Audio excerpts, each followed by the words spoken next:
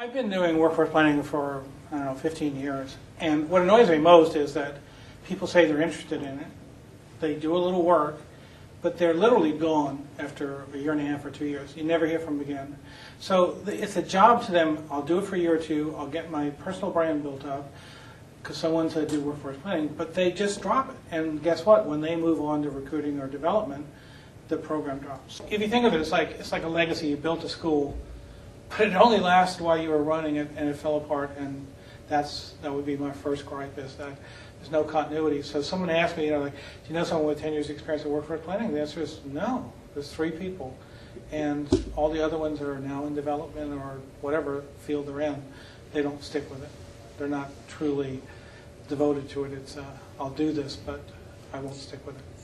The biggest barrier I see to effectiveness is it's isolated. So business does planning. Products do planning, manufacturing, supply chain. Those people beat us by 1,000 miles in planning. So when I see workforce plans, or especially computerized ones, well, where's the external economy, interest rate, unemployment rate?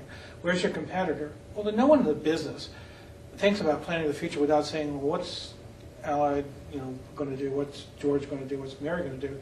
But HR does. So it would be ignoring the fact that business planning is more important, is done better, and not trying to model it and saying, hey, I can learn from that. I can do the way they do it. Instead, we sit down and read my book or talk to other people and say, let me develop a new workforce plan. No, it should be a business plan.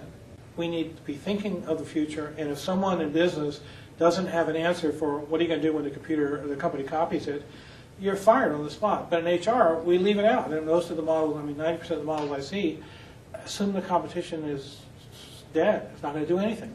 Well, if you put up a new website or do new branding, it doesn't make any sense. No, they're going to figure out they got to do branding too. And if you're going to recruit and they're going to recruit, you're going to have a battle. But if they have a hiring freeze, you're going to recruit, you're going to win this.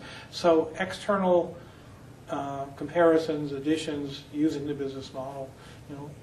If I was going to learn supply chain, I wouldn't develop a new one. I'd go and ask them.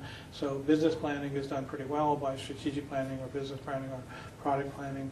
Copy their model and you do fine.